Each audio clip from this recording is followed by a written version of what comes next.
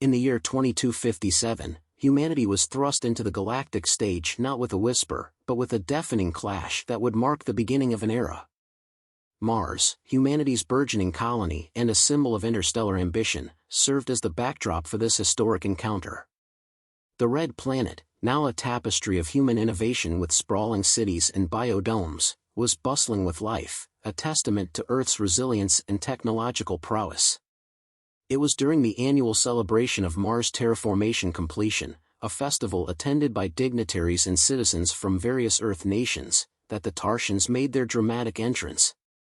Emerging from a rift in space, their colossal ships, with sleek designs and an almost organic architecture, hovered ominously over Olympus Mons. The Tarsians, a reptilian species with scales that shimmered with metallic hues, initially communicated messages of peace and advanced knowledge. Their leader, Supreme Commander Vrax, addressed the United Earth Council via a real-time holographic transmission, praising human tenacity and spirit. However, beneath their cordial veneer, the Tarsians harbored imperial ambitions. They were conquerors, spanning the galaxy in search of new territories. Mars, with its strategic location and resources, was their next target. Within days of first contact, the true intentions of the Tarsians became clear when they demanded Earth's unconditional surrender and the governance of its colonies. The threat was stark: submit, or face annihilation. Faced with the greatest challenge in its history, humanity's response was unyielding. The Earth Defense Coalition, EDC, was swiftly formed, an alliance of all Earth nations and colonies, to coordinate a defense strategy. Old rivalries were set aside, as survival took precedence over past conflicts. The world's greatest minds came together, pooling resources and knowledge to innovate new technologies for war, the likes of which Earth had never before prepared. Special training programs were established in various colonies, focusing on skills required for what lay ahead. These included zero-G combat, tactical warfare on different planetary surfaces, and advanced cyber operations. Simulations and drills became routine, preparing troops for unfamiliar warfare against an alien foe. Among the trainees was Captain Elena Myrov, a brilliant strategist and graduate from the newly established Lunar Military Academy. Elena, known for her quick thinking and unorthodox tactics, quickly rose through the ranks to lead her own unit. Under her command, they specialized in rapid response tactics, designed to disrupt enemy operations and gather crucial intelligence about the Tarsian forces. As the Earth and its colonies fortified their defenses, spy satellites and covert listening posts stretched across the solar system, gathering every piece of data on the Tarsian fleet's movements. Humanity was not going to wait passively. Plans were being drawn for a series of preemptive strikes to test the Tarsian defenses and capabilities. Thus, in the cold, dark expanses of space, humanity steeled itself. As each ship was armed, each soldier trained, and each citizen prepared, a new chapter in human history was being written, one of defiance and indomitable courage. The stage was set for a conflict that would decide the fate of Earth and its place in the cosmos. On the red soil of Mars, under the watchful gaze of Olympus Mons, humanity was ready to show the galaxy that Earth's spirit could not be conquered so easily. As the shadow of the Tarsian threat loomed over humanity, Earth's nations rallied together under the banner of the Earth Defense Coalition, EDC. It was a unified front, unprecedented in history, spanning continents and ideologies to protect the common heritage of mankind. The urgency of the situation catalyzed a surge in innovation and cooperation, as resources from the furthest outposts of human civilization were pooled together. In the bustling underground labs of Europa, scientists and engineers collaborated on the development of new technologies, focusing on enhancing spacecraft armor and weaponry. The icy moon had become a think tank for cutting-edge research, its laboratories a hub of ceaseless activity. Advancements in magnetic shield technology were rapidly deployed, capable of deflecting the high-energy plasma weapons used by the Tarsians.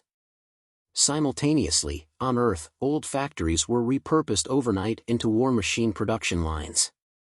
Cities that once competed economically now strived together to outfit an interstellar fleet.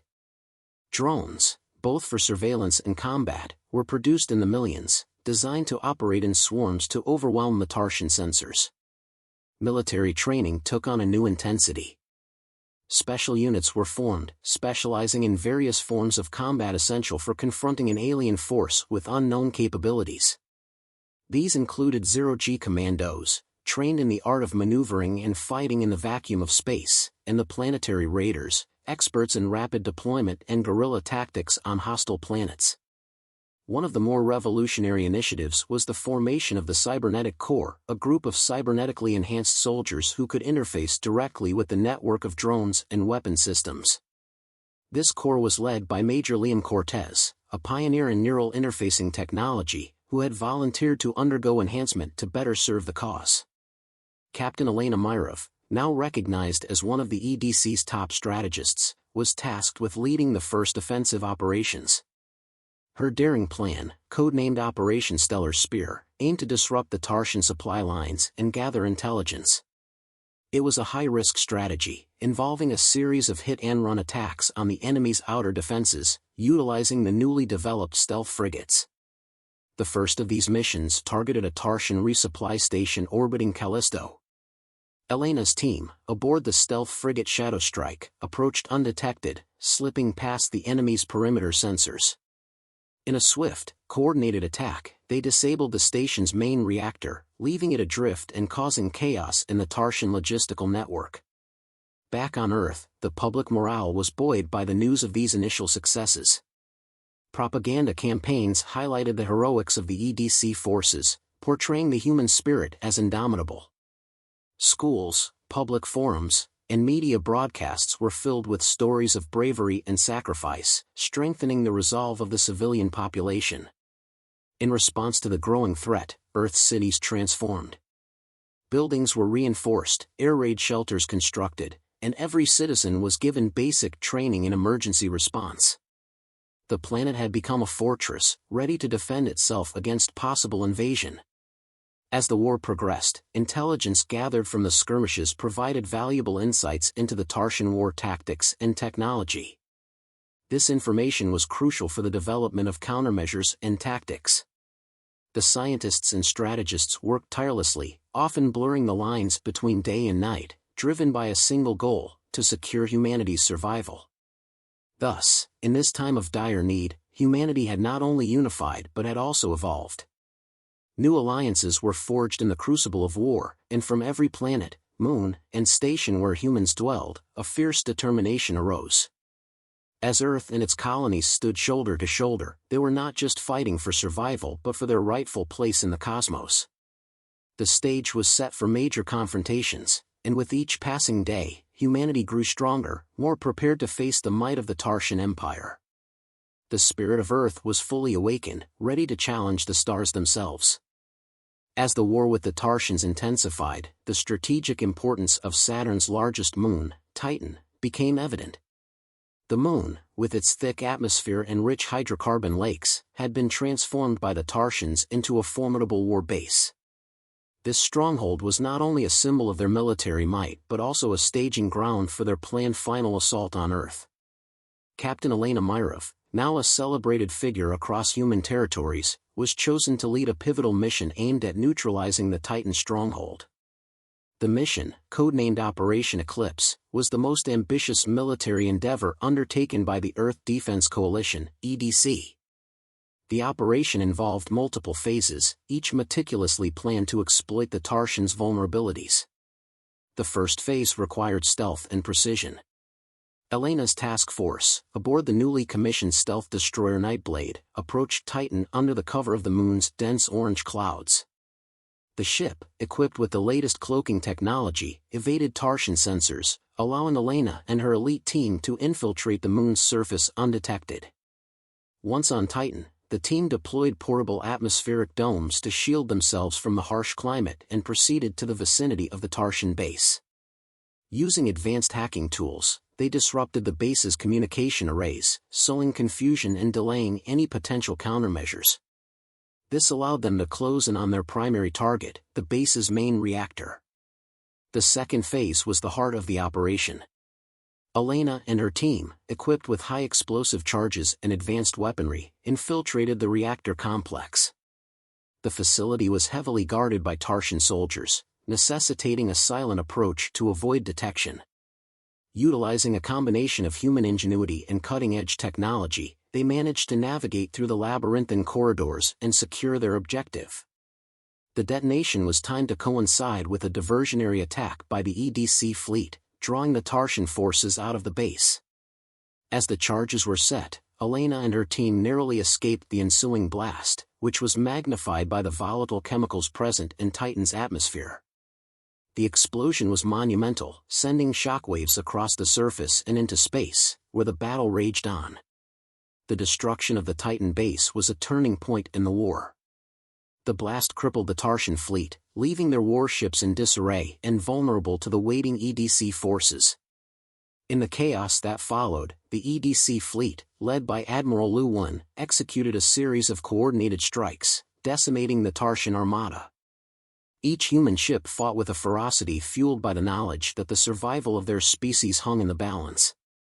Back on Earth and throughout human colonies, news of the victory at Titan sparked celebrations. People gathered in public squares and community centers, watching the holographic broadcasts of the battle and the triumphant return of Elena and her team. The victory was not just a military success, it was a symbol of human resilience and capability, a beacon of hope that galvanized the entire species. The aftermath of the battle saw a shift in the war dynamics. With their main base destroyed, the Tarsians were forced on the defensive. Human forces, emboldened by their success, launched a series of follow-up operations, targeting weakened Tarsian positions across the solar system. As the war continued, the EDC began to capitalize on the momentum gained from the Battle of Titan. Plans were drawn for the final push, aiming to secure peace on terms favorable to humanity. Each move was calculated, with the lessons learned from Titan informing strategies and tactics. The battle's legacy was profound, shaping the course of human history. It demonstrated the strategic genius of Earth's commanders and the bravery of its soldiers. Titan was not just a victory in a war, it was a declaration of humanity's place in the galaxy, a clear message to any who would challenge them. Earth was a force to be reckoned with, its people ready to defend their freedom against all odds. The victory at Titan had dealt a crippling blow to the Tarsian forces, and the tide of war shifted irreversibly in favor of Earth. Humanity, once on the defensive, was now poised to dictate the terms of the conflict's resolution. As the Earth Defense Coalition, EDC, began to strategize for the final chapters of this interstellar saga, the focus shifted from sheer survival to securing a lasting peace. In the aftermath of Titan, the Tarsians, realizing the futility of further aggression, extended an olive branch. Negotiations were delicate, with the entire galaxy watching. Earth's leaders, along with representatives from its colonies, gathered at the newly established Peace Summit on Luna. Here, under Earth's silvery moon, discussions unfolded that would shape the future of human-alien relations. The negotiations were arduous, fraught with historical grievances and fears of future threats. However, the human delegation, led by seasoned diplomat Ambassador Sujin Kim, emphasized reconciliation and the potential for a shared future. Sujin, known for her persuasive eloquence and deep understanding of galactic politics, navigated through the tense talks with a firm yet fair approach. Key to the peace terms was the establishment of a mutual defense pact against any future threats, the sharing of technology and resources, and the delineation of space territories. The Tarsians, humbled by their losses but still a formidable power, agreed to dismantle their remaining war bases and join the Galactic Council, an assembly formed at the summit comprising various spacefaring races, aimed at promoting peace and cooperation across the stars. With the treaty signed, a wave of relief and triumph swept through humanity's realms. Celebrations erupted on Earth, Mars, and beyond, with people of all ages and from all walks of life reveling in the newfound peace. The media broadcasted images of jubilant crowds, parades, and the historic handshake between Ambassador Sujin and Supreme Commander Vrax, now a peace envoy for his people. Following the summit, the Reconstruction era began. The EDC transitioned into the Earth Galactic Alliance, EGA, focusing on rebuilding the war-torn regions and establishing a robust infrastructure for interspecies cooperation.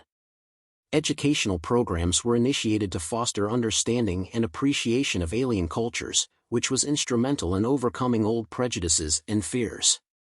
Captain Elena Myrov, now a celebrated hero, took on a new role in this era. She led the establishment of the Galactic Peacekeeping Force, composed of members from various races, trained to maintain order and intervene in conflicts impartially. Her leadership and vision were crucial in transforming the military forces of old into a unit that symbolized unity and shared responsibility. As the years passed, the scars of war slowly healed, and the solar system saw a boom in technological advancement and cultural exchange. Humanity's role in the galaxy had transformed. No longer just survivors, they were now leaders and pioneers on the cosmic stage. The arts flourished, with humans and aliens collaborating to produce works that blended multiple perspectives, enriching each culture. In the corridors of power, on distant planets, and in the daily lives of the galaxy's citizens, the echoes of the war gave way to a symphony of cooperation. Earth had indeed proven itself not just as a warrior species but as a beacon of hope and a bridge builder. The legacy of this transformation was evident in the bustling spaceports, the joint research facilities studying the cosmos, and in the classrooms where young minds learned not only of human history but of their place in a vast, shared universe. As the anniversaries of the peace treaty came and went, the celebrations continued to reflect a profound respect for the past and an unyielding hope for the future. Earth, once an isolated planet on the fringes of the galaxy, had unleashed its might in war but found its true strength in peace, forever altering the course of galactic history.